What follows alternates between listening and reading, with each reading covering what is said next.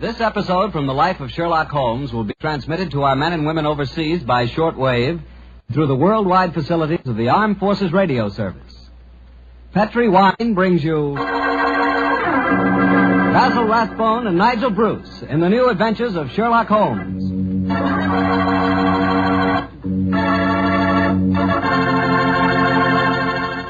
The Petri family, the family that took time to bring you good wine, invites you to listen to Dr. Watson tell us another exciting adventure he shared with his good friend, that master detective, Sherlock Holmes. And if you ask me, the best way to listen to that story is to do it with a glass of port wine right handy. Petri California port. No kidding, that Petri port is just swell for any time good friends get together to talk things over. You couldn't ask for a more delicious wine. Why, just looking at the deep, rich red color of that Petri port tells you that here's a wine with a flavor that comes right from the heart of sun-ripened grapes. If you haven't ever tried Petri port, why not get a bottle and have a glass after dinner tomorrow night? It's a perfect after-dinner wine, you know. And share that port with your family and your friends. Don't forget, when you serve Petri port, you can serve it proudly. Because after all, the name Petri is the proudest name in the history of American wines.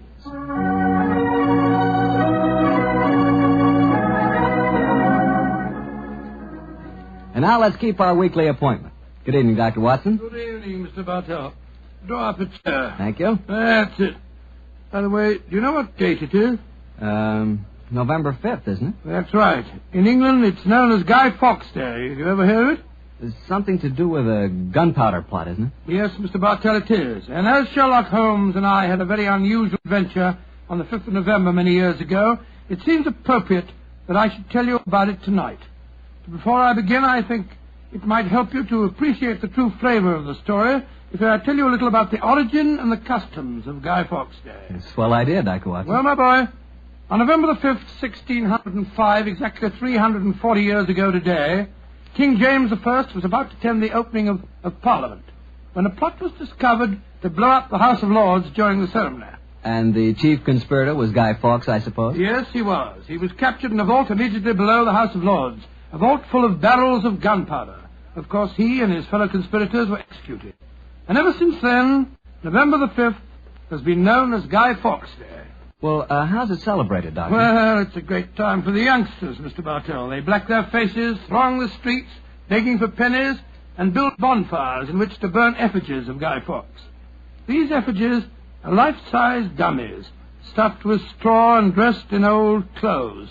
The children parade them in the streets chanting rhymes. Well, now, let me see. Please to remember the 5th of November. Guy Fawkes Guy, hit him in the eye. The kids must have quite a time. Sort of like Halloween, huh, Doctor? Yes, not unlike it, my boy. Well, now that I've told you something about the customs of Guy Fawkes Day, I'll get on with my story. It began just before lunch, I remember, on November the 5th, 1899. The day was foggy and cold, and Holmes and I seated each side of a blazing fire in our Baker Street rooms. From outside, we could hear the sound of voices laughing and singing. Suddenly, Holmes rose and crossed to the window, opened it, and looked out.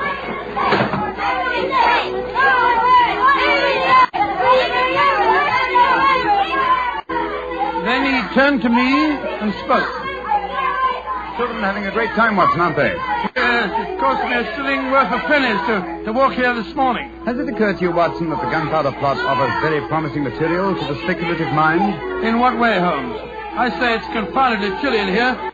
Don't you think you might shut that window? Sorry, old chap.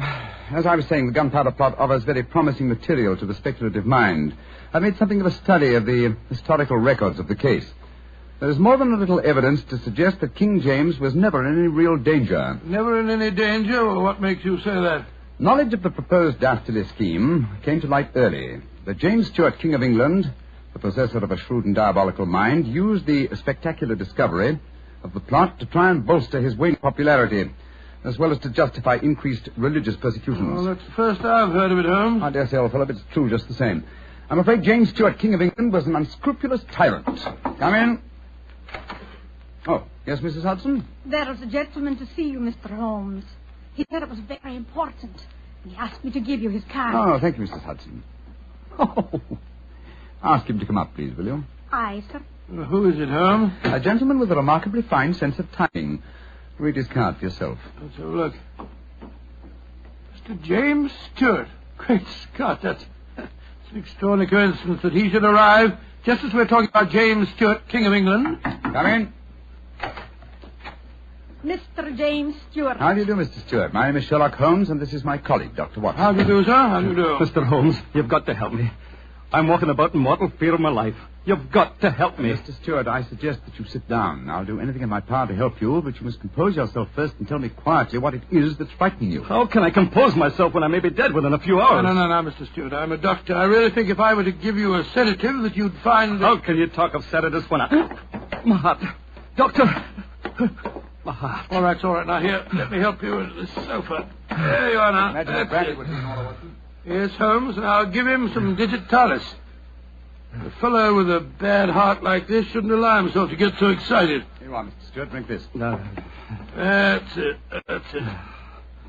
And now this, Mr. Stewart. What is it? It's digitalis. Very well. Yeah, now. Feel better, sir?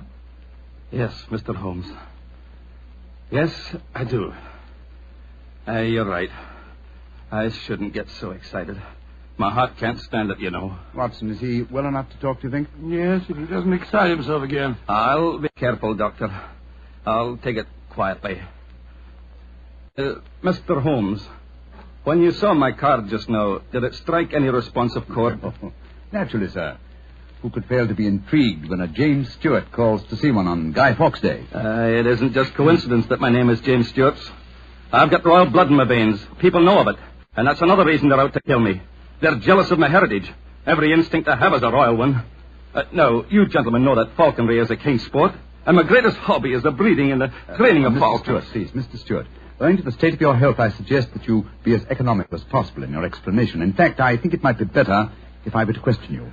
Very well, Mr. Holmes. Now, you say that your life is in danger. What evidence do you have to substantiate that claim? My cousin, Guy Falconby, has threatened it. You see, Mr. Holmes, he and I are the only heirs to a wealthy uncle. His fortune will go to the surviving heir. If I were dead, Guy would inherit everything. Seems to me, Mr. Stewart, that you should have applied to Scotland Yard for protection. I did, Dr. Watson. Only a few days ago I saw a certain Inspector Strad, I think his name was, and he laughed at my fears. Oh, Strad, And he laughed, did he? Well, then in that case, there may be something in your story, sir. You say that your cousin has threatened to kill you. Has he indicated the method he intends to employ? He has. And it's a devilish plot. Guy has a bitter, twisted sense of humor, gentlemen, even when he's planning as dastardly a thing as a murder. I am James Stewart. He is Guy Falconby, which is near enough to Guy Fawkes. Today is the 5th of November, and he's planning to blow me up. Oh, come, sir. You can't expect us to believe that. But it's true. He warned me. And the celebrations that are going on in the streets of London today would make a rare cloak for his activities. I must confess, Mr. Stewart, that I find your story most unconvincing. All your evidence appears to depend on conversations held between you and this cousin of yours. You have no facts, sir, to substantiate your claims. But I have. Then please let us hear them. I live at 23 Cavendish Square. A week ago, the house next door to me was let to a new tenant. Almost immediately, workmen became very active there. They were digging in the cellars, Mr. Holmes. I could hear the sounds of picks and shovels through the walls. Digging in the cellars? That does sound significant, doesn't it, Holmes? Extremely. Did you observe any other activities of the workmen, Mr. Stewart? Mr. Holmes. Vans have been delivering large packing cases to the basement during the last 2 days. Mm-hmm. I know what's in them, too. It's gunpowder. I tell you, they're planning to blow me up today. No. Steady. You mustn't excite yourself again. What shall I do, Mr. Holmes? I think, sir, it would be better for you to rest here for a while and then go to a nearby hotel. I would suggest the Shaftesbury. And wait there until you hear from us. And where are you gentlemen going? Watson and I, after donning suitable disguises, will visit the house adjoining yours in Cavendish Square. I think an examination of the cellar there might prove most illuminating.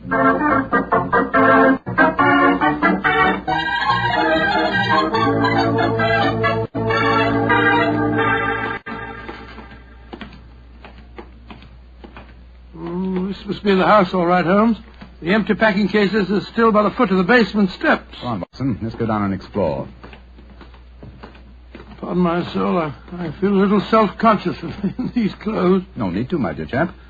You look a most authentic inspector of plumbing. Well, If anyone challenges us, you'd better let me do the talking, though. I think my accent might be a little more convincing. Shh. Listen.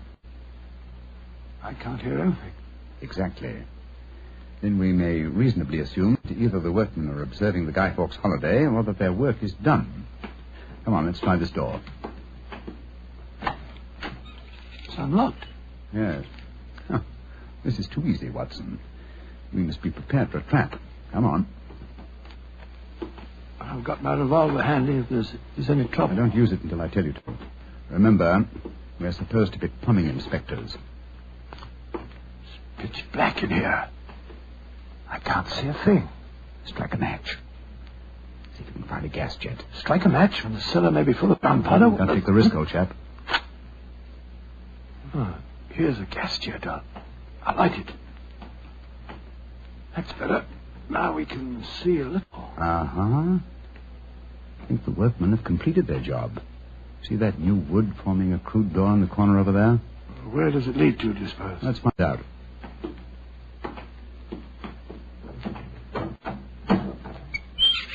Oh, also unlocked. And here's a miner's lantern, waiting conveniently for us on this ledge. Oh, this is ridiculously easy. Now I'm sure it's a trap. I like the lantern. Great Scott, it's a tunnel. Yes, it's a tunnel leading into Mr. Stewart's house next door. Let's explore it.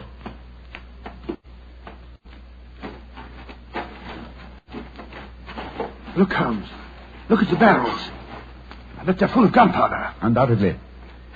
You will observe the fuses as well. Yes, the complete equipment for another gunpowder plot. I can't believe my eyes. What a fantastic plan, but how could the murderer be certain that Stewart would be killed in the explosion? I think that's easily answered, Watson. Remember Mr. Stewart's bad heart?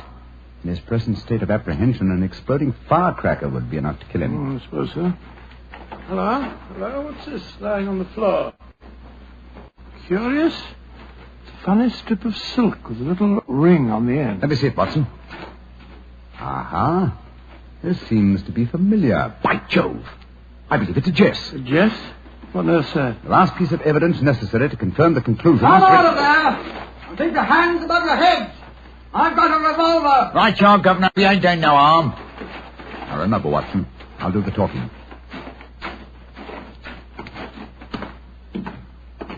Come on! Out you come! Well, you're a comical-looking pair. What are you doing in there? Me and my mate got a message to come over here and see to the plumbing, mister. Plumbers, eh? You have any identification? Yes, sir. Here's my badge. We're inspectors for the London County Council. Oh, that's all right, my man. I saw the basement door open, and I thought burglars might be here. You're the owner of this house, sir? Yes, but my agent let it recently to some tenants who've been behaving rather queerly, I'm told. So I came round here to see what was happening. If you're the owner, sir, perhaps you can give me some facts for me records. Not film me records, you know. What do you want to know? Well, your name, please, sir. Falconby. Guy Falconby. Look here. Alfie, hold your nose. What did he say? Nothing, sir, nothing. He's got bad hiccups. I've had him for months now. Can't stop him. Alfie, here, give me a pencil, will you? Thank you, Al. Now, sir, your name is Guy Falconby. What's the name of the tenant this house is let to? There are three of them. Oh, you know the name, sir? Got to have them for me records, you see. Yes, the names are Winter, Rokewood, and Kane. Oh, yes. Winter, Rokewood, and Keynes. That's right, sir. Sounds as if there might be a firm of solicitors, don't they, sir? Well, perhaps they are. I haven't met them. Just one more question, sir, and then I needn't bother you no more. Well, what is it? My religion or my grandmother's maiden name? No, sir. No, nothing like that. I just wondered who lived in the house next door on that side. We've had a complaint from there, too. Their pipes is bunged up. My cousin lives there. His name's James Stewart. Mr. James Stewart, eh? I'm much obliged, sir. Me and my mate will be going next door. Come on, Alfie. I'm not surprised his pipes are bunged up, as you so graphically put it. He's a great one for practical jokes about the house. As a matter of fact, he's planning one of them tonight. Well, that's no concern of yours. By the way, my man, what's your name? Nibbit, sir. Tom Nibbit. Come on, Alfie. We've got work to do.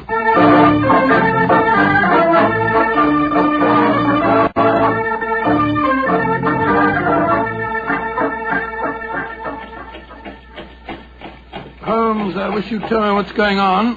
Why have we taken this cab back to Baker Street? Get out of these clothes. They've served their purpose. Now there's more serious work afoot. Well, I'm still confused about our interview with Guy Falconby. Why did you say your name was Tom Nibbett? More touch of vanity, old fellow. Vanity? How do you mean? Well, consider the names in this case so far, Watson. James Stewart says that he's been threatened by Guy Falconby. A name, as Mr. Stewart points out, not unlike Guy Fawkes. Do you recall the names of the three tenants that Mr. Falconby gave us a few minutes ago? Yes. Winter, Rookwood, and Keynes. But what's that got to do with it? A great deal, my dear fellow. Thomas Winter, Ambrose Rookwood, and Robert Keynes were the three men executed with Guy Fawkes in the original Gunpowder plot in 1605. Good Lord. Where does Tom Nibbett, the name you gave yourself, fit into the fixture? Thomas Nibbett was the Westminster magistrate who arrested the conspirators. Since the would-be murderer has such an academic knowledge of the original plot, I thought I'd let him know that he was up against an opponent worthy of his skill.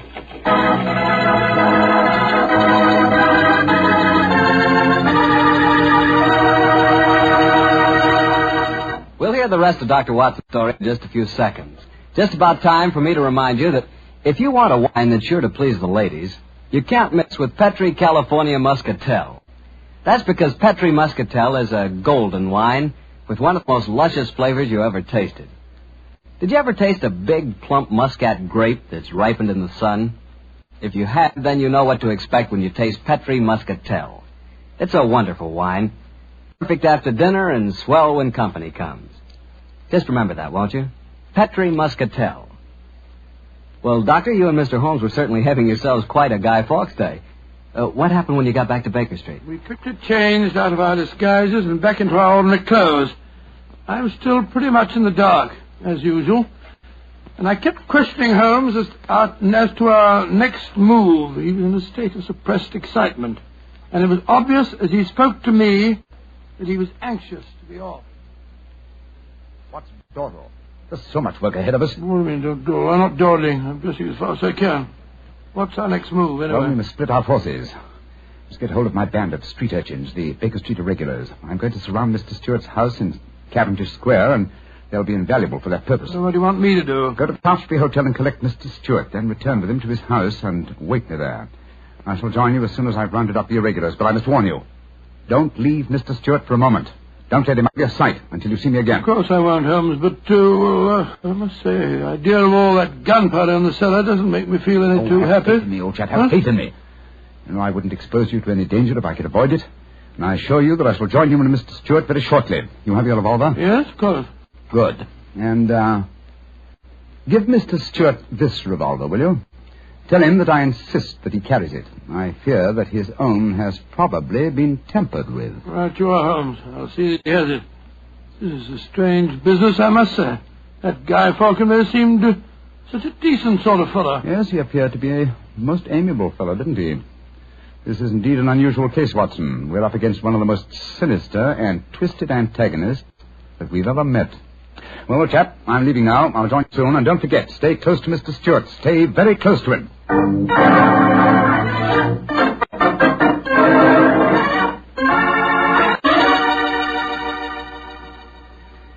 Dr. Watson, I wish your friend were here. No, don't get so excited, Mr. Stewart. You'll be here any moment now. You still got the revolver that I gave you? Yes, it's in my pocket. But what's the good of a revolver if there should be an explosion? Answer me that if you can. No, you must have faith in Mr. Holmes, sir. He's arranging now to have this house of yours surrounded by his band of street urchins. They'll see that no one gets to the cellar next door to light the fuses. A bunch of children. How can they do anything? You don't know the Baker Street irregulars, Mr. Stewart. And it's a perfect day for them to operate. As black-faced boys begging for pennies, they'd pass unnoticed anywhere. I hope you're right. But I have a premonition, Doctor.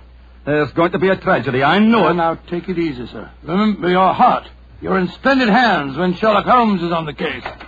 Here he is now. Holmes, I say, I'm glad to see you. You received your visitor yet? Visitor? We've seen no one. Then be on the alert. I've just been questioning the boys surrounding this house. A few moments ago, some children pulled a small cart up to the back door. A cart containing a life-size dummy. My irregulars thought that it was an effigy on its way to a bonfire. Oh, why shouldn't it be, Holmes? I have reason to believe that it's someone visiting you in disguise, Mr. Stewart. A visitor who is mounting the back stairs at this very moment. You've got to stand by me, Holmes. You've got to protect me. Don't worry, sir. Come in. Look at that apparition. Great Scott, Guy Fawkes' dummy. A dark lantern in his hand, and it's walking. And also talking, I trust. Keep away from me. I got a revolver. Take one fate for victorious fate. If you won't give me one, I'll take two. The better for me and the worse for you. It's Guy Fawkes. Keep away from me, do you hear? The better for me and the worse for you. All right, then. I'm going to fire. Dear me, Mr. Stewart, the revolver I've provided for you seems to be unloaded. How very odd. Well, what in fun is all this about? You've just witnessed an attempted murder, Watson. Murder? What are you talking about? This is a game. James and I had it arranged, the whole thing. You may have thought it was a game, Mr. Falconby, but I assure you that your cousin... Grab Mr. Stewart, Watson. He seems to be leading us. Leave me alone. Take your hands off me. My heart. Help me put him on the sofa. That's it. I'll get him some digitalis. Look, I don't want to appear unnecessarily stupid, but will someone tell me what this is all about? With pleasure, Mr. Falconby. Your cousin had planned one of the most fantastic murder plots that I've ever encountered. He came to us with the story that you had threatened his life. But that's ridiculous. I'm very fond of him. Of course it's ridiculous. The whole plot was ridiculous. He leased the house next door, had a tunnel dug, and gunpowder and fuses planted there. Even entered the name of the tenants as Winter, Rokewood, and Kames to give the apparent plot a further authenticity. You mean my cousin was the real tenant? Certainly he was. However, he was clumsy enough to drop that piece of silk with the wire ring on the end that you found in the cellar, Watson. Thing you called a jest. And what's a jest? It's a strap that goes round a falcon's leg to which its leash is fastened. You will remember that Mr. Stewart informed us that falconry is his hobby, and it therefore indicated that he had been in the cellar and consequently must have known about the whole plot. And all he was trying to do was to build up in our minds the belief that his cousin was trying to kill him. Exactly, my dear fellow. Had we believed him, of course he could have shot you just now, Mr. Falconby, in apparent self-defense. Good Lord, what a fantastic plot. I still can't quite believe Mr. it. Falconby, why are you dressed as a Guy Fawkes dummy? Well, it was James's idea. He said that he was going to dress up too, and that we were to go round the bonfires tonight and frighten people by appearing as live dummies. But the last message he sent told me to come up here, that we'd play a practical joke on a couple of friends of his. And did he provide you with the costume that you're wearing? Yes, as a matter of fact, he did. Have you searched the pockets for any weapons? No, but I will. All right, and while you're doing that, I'll examine this dark lantern. How's your patient, Watson? Well, I've given him some digitalis, and now I'll get him some brandy. I can't find anything in the pockets. Here's the answer, my friends. Look here. Inside the lantern is a dagger. Your cousin planted it there to substantiate the claim that you were trying to kill him. Had his plans worked, you would have been dead, Mr. Falconby, before you could have told us the truth. Here, come back here, Mr. Stewart. James! He slipped out of the door. Confound it! He's taking the heart attack. Come on, Watson, after him.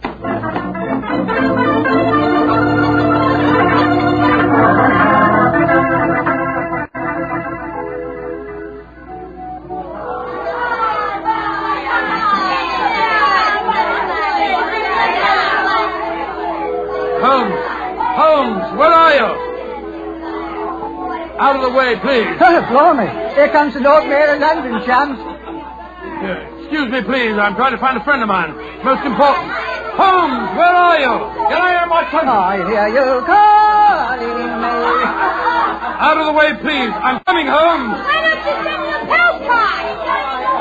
You got away from me in the crowd. Mr. Stewart got away from us. Well, we'll never find him in this mark. Dr. Walpole is a dangerous man.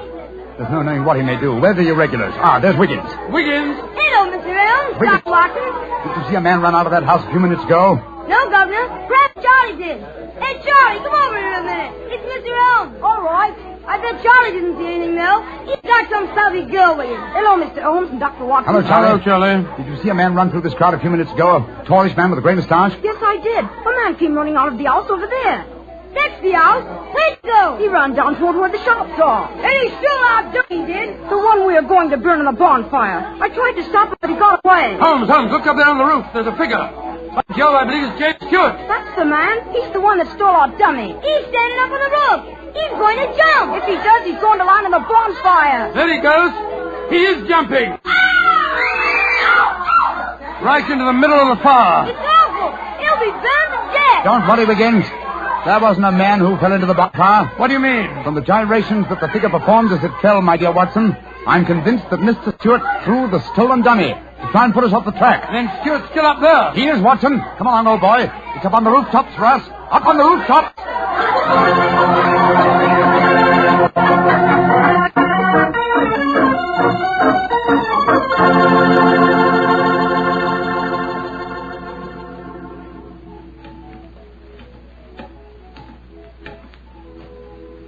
Here, Watson. Let me help you up. Can you reach my hand? Yeah, I got it. All right, then. Up you come. Come on. That's it. Phew. Seems to me that fire escapes must be designed for giants. Keep your eyes skinned, old fellow. Stuart's a dangerous man. Might be hiding behind those chimney stacks. Come on. Upon my soul, this is a strange place to be on Guy Fawkes night. Yes, a comprehensive case, Watson. Starts in a cellar and ends on a rooftop. Look, Holmes. By the parapet there. The crumpled body of Mr. Stewart. Looks to me as if it... Yes. He's dead, Holmes. Well, it's not surprising. The effort of carrying the dummy up here and throwing it, combined with his own state of excitement, were too much for him. No, frankly, I can't say that I'm sorry. No, he planned the murder. If it hadn't been for you, he would have succeeded. An extraordinary case, Holmes. Yes, old chap, and one that should long make us remember the 5th of November. By Joe, yes. Please to remember the 5th of November. Gunpowder treason and plot. I see no reason why gunpowder treason should ever be forgotten.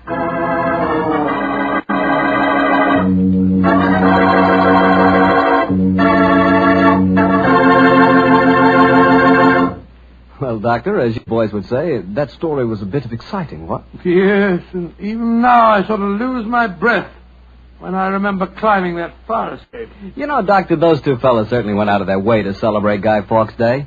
Now, take me. When I got a little celebrating to do, I like to do it quietly. Some friends, a glass of port. Yeah, Petri port, of course. What else? Leave it to you. No matter what the occasion is, you can somehow make it a perfect occasion for Petri wine. How do you do it, old fellow? Don't ask me how I do it. You mean, how does the Petri family do it? How can they make such swell wine? Well, the answer is experience. The Petri family has been making fine wine for generations. And ever since they first established the Petri business way back in the 1800s, they've handed on down from father to son, the fine art of turning luscious, sun-ripened California grapes into fragrant, delicious wine. That's why when you want a wine for any occasion, before dinner, with your meals, or after dinner, you can't go wrong with a Petri wine, because Petri took time to bring you good wine. And now, Dr. Watson, what Sherlock Holmes adventure are you going to tell us next week? An old favorite, Mr. Bartell, a story that concerns strange music that was heard in a lonely house in the English countryside, and of the living death that stalked there. I call it The Adventure of the Speckled Band.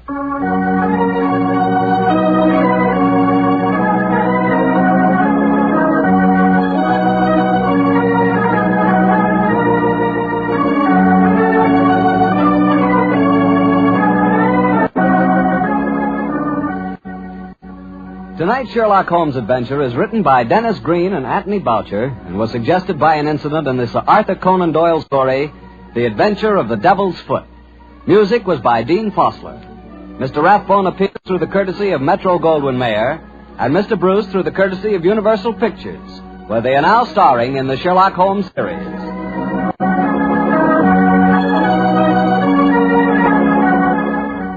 The Petri Wine Company of San Francisco, California, invites you to tune in again next week, same time, same station. This is Harry Bartell saying goodnight for the Petri family. Sherlock Holmes comes to you from our Hollywood studio. This is the Mutual Broadcasting System.